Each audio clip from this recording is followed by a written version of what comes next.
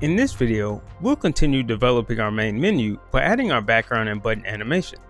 For this, we'll be using the Sprite-based menu we set up in the previous video, and if you'd like to download and use the sprites we've created, you can find them in the link in the description of the first main menu creation video.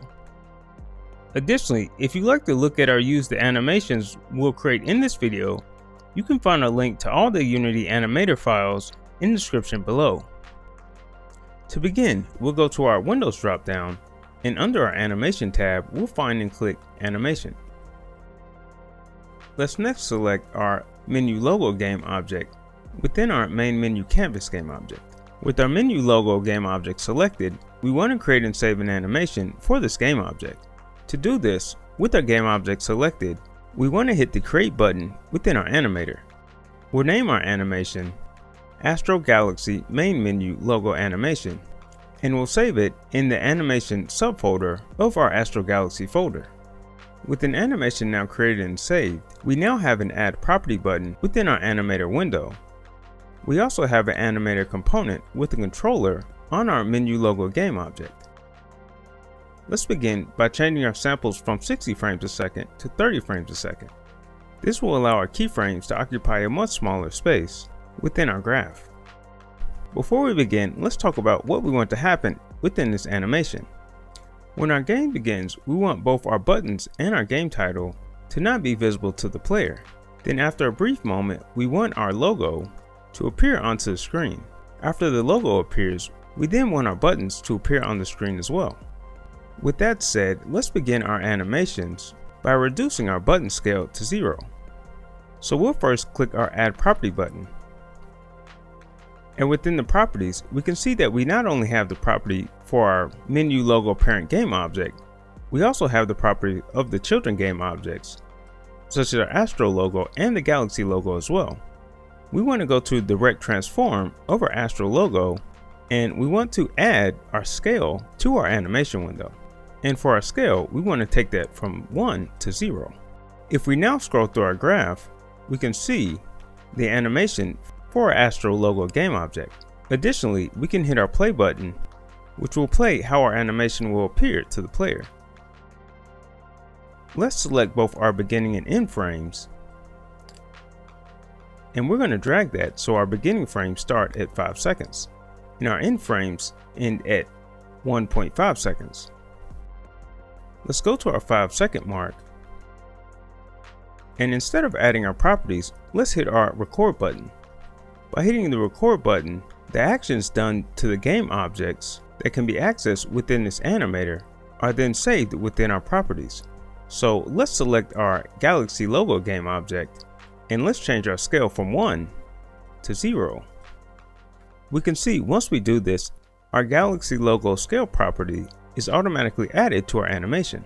Since we want our Galaxy logo to appear after our ASTRO logo, let's drag the keyframe that we put at 5 seconds to the position of our last keyframe for our ASTRO logo scale. And let's move our current frame location from 35 to 65. And we'll change our scale back to 1.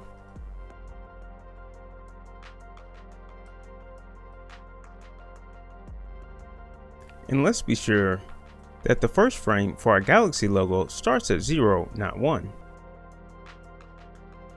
And let's turn off record mode and hit the play button to preview our animation. To make our animation feel more dynamic, let's add a slight bounce to the ending position of our ASTRO and our Galaxy logos. To do this, we can simply make our logo game object scale slightly larger before ending their animation.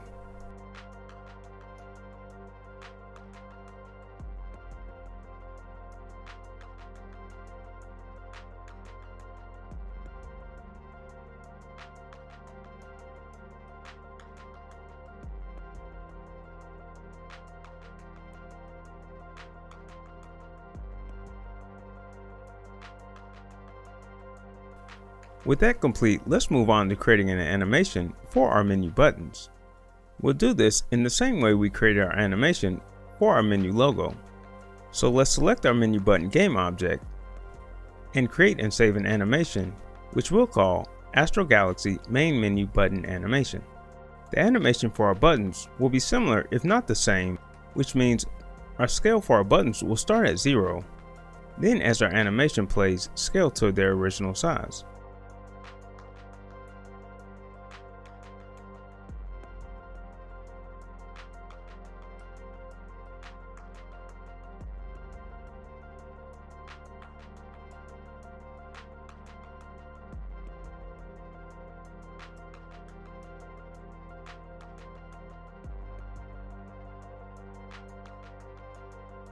Something to note, we can easily increase or decrease the speed of our animation by increasing or decreasing the samples. The lower the samples, the slower the animation will go, and the higher the samples, the faster the animation will go.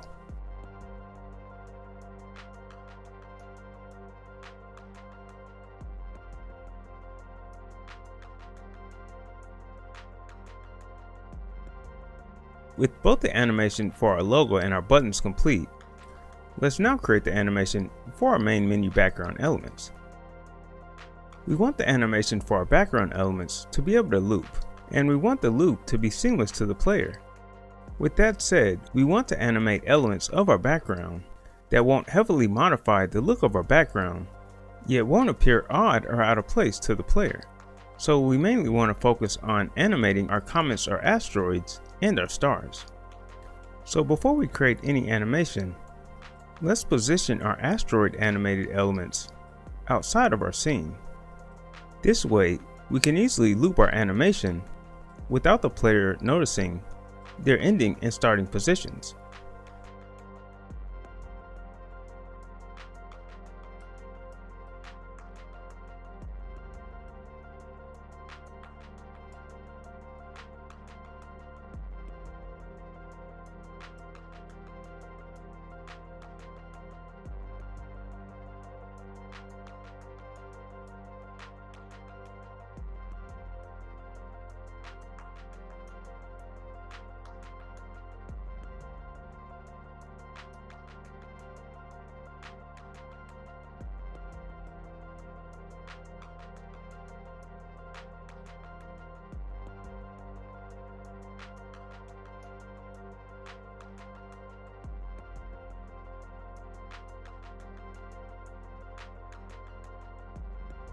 To give our menu a bit more movement, let's also add and animate one of our ship sprites within our main menu.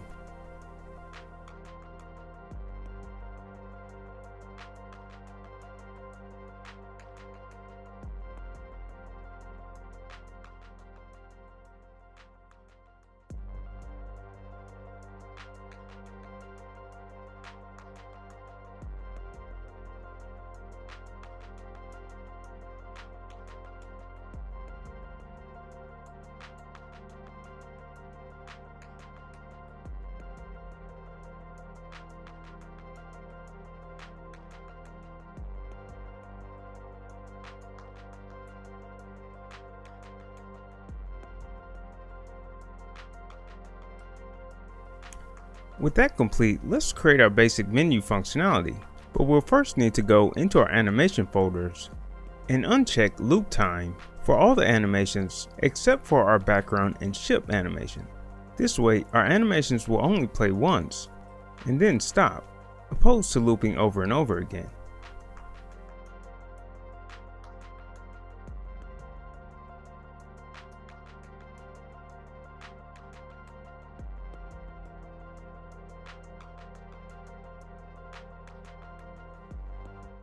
Don't forget to subscribe and hit that notification bell to be the first to see this and many other tutorials, game development tips, and free game asset giveaways.